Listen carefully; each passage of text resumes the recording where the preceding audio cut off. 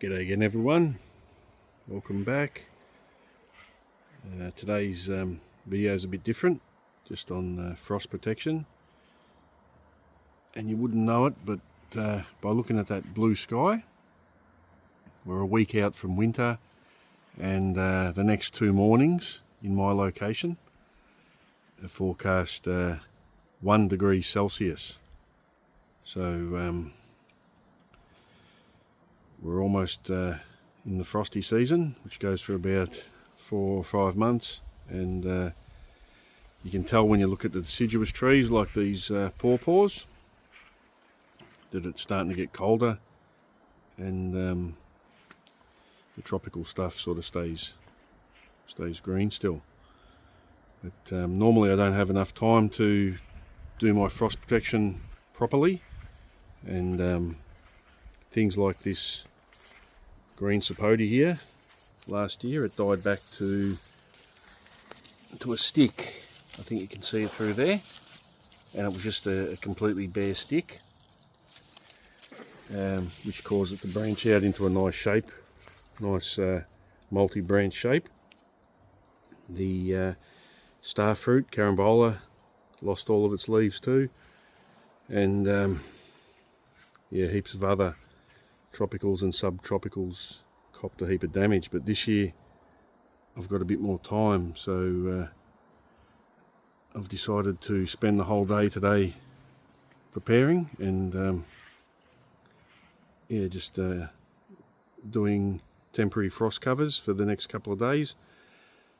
But I'll leave the sticks in place, all the posts and hardware, to quickly be able to reassemble if when another frost comes. So I thought of a few new ideas today that I haven't used before, and I'll just run you through them, and we'll film again in the morning and see how cold it actually got to. So while the sun's shining, I'm trying something I haven't done before either, haven't had time to do, but got a bit more time this year, is giving things a bit of sun during the day before a cold night. So moving them to a better location, and also I'm trialling this for the first time. I have a station wagon, and I'll move the extra sensitive things into the back of the car, and depending on how cold it is tomorrow, I'll either leave them in there and take them to work, or before I go to work in the morning I'll remove them. But yeah, just a little tiny greenhouse in the back of the car there. Well, good morning. Not really, it's minus 2.5 here Celsius, which is about 26 or 27 Fahrenheit, and it's 7:30 in the morning, so possibly got a little bit lower than that last night, but definitely a cold one. The sun's starting to come up from that direction, and hopefully this cold protection has worked. So I'll just walk around the yard and we'll have a look at some of the different methods and see how it went. So I've got a little black velvet jaboticaba there, pink limeberry, and a green sapote next to a star fruit. And last year I didn't protect these, but this year I want to sort of lift my game a bit, so they got a double layer, and these North American pawpaws will give one last bit of protection before all the leaves fall. So looks like the leaves are just hanging on. So they'll get some nice chill hours over the next 3 days, The forecasts are similar.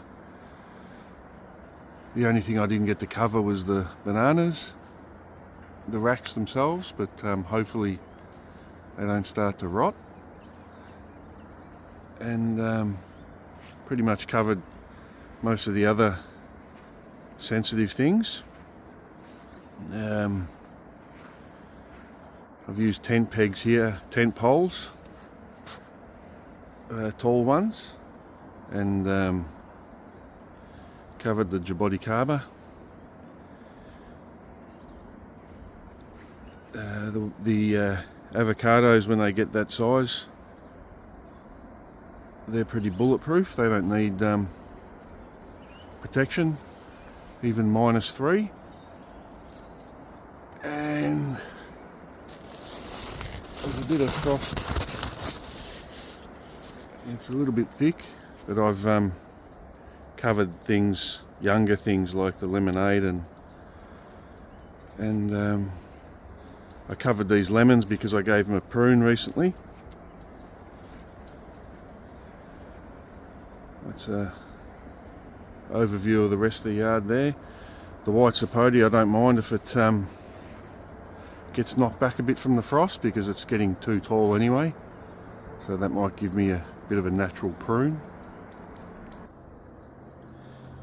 So in the pond area I put a bit of frost cloth over the sapodillas and the achar over there, and it managed to lift the temperature in this area. What's that? 0 degrees. So right on freezing. That's managed to lift the temperature in here by 3 degrees Celsius, and it's probably just enough to get them through. So under this area I've tried something different this year. I've hung shade mesh to the steel frame of the carport there with magnets, and then just draped it over the fence and pegged it on just in case there was a little bit of wind. But I've never frost protected this area before, but because the lychee's getting so big now, I just wanted to keep it going. The only thing I couldn't protect was the moringa. It's too tall.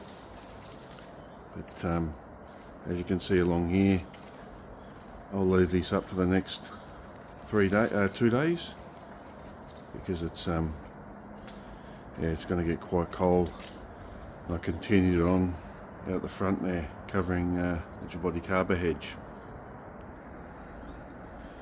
So it's all about microclimates really. So this chili has survived 2 winters in that spot up against the wall, which tells me a cherry moya could survive there, no issues at all. So next season I'll be putting a cherry moya in there, and protected by the eaves, and gets a lot of afternoon sun. So yeah, you can use little plants to give you a bit of a gauge as to what the microclimate is in that area. And the same here with the passion fruit, potted passion fruit on the wall. Judging by how that handles the winter, I've decided to put a wax jambu in this position, and before I do, I'll just create a little microclimate with a fence here and a gate, and I'll line that with clear plastic to create a bit of a microclimate there. So here in the front yard, gets the sun earliest, so that frost will be starting to melt off the cover. But here I usually put beach umbrellas, and I just thread them through where I can, and usually 2 or 3 beach umbrellas is enough. And this time, because it was extra cold, I just draped a couple of frost cloths over that as well, which I'll take off now because the sun's coming out, and yeah, that seems to just do that a couple of times a year, and that keeps the dragon fruit nice and green. It'll still survive if I didn't do that, but it'll end up,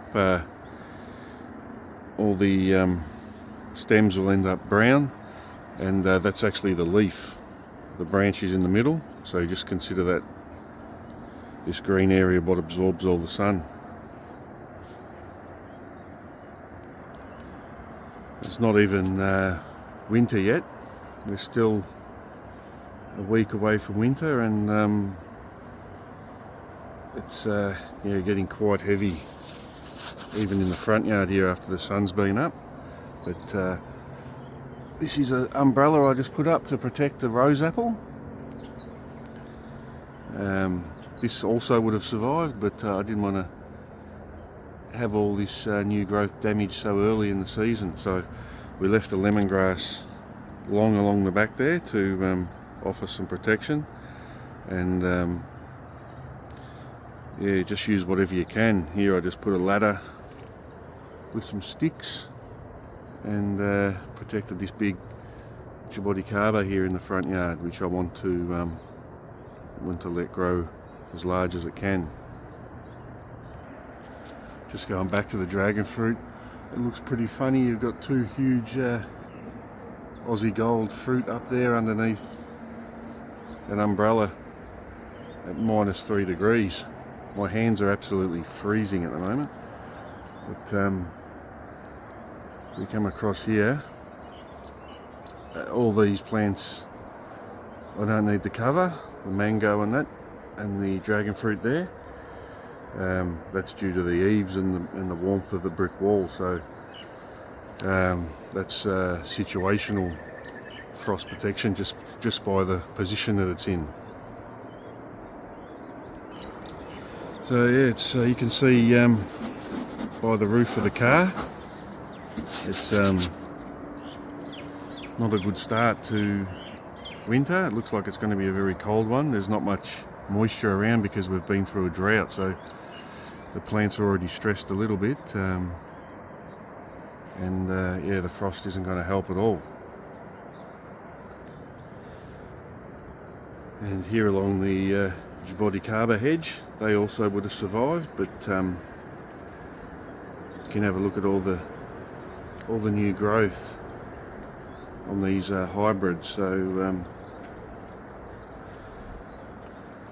yeah, it's not really much of an effort really when you consider you don't have to spray these with leaf curl or worry about pests eating them and things. So although you've got to do this a couple of times a year, it's not really a lot. And the plants in the back of the car look like they had a very nice night.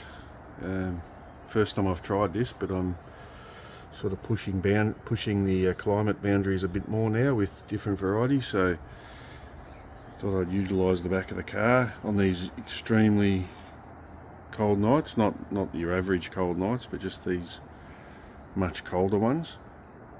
So that seemed to work out well, and I might leave them in there and take them to work, so they get a day in a kind of a greenhouse.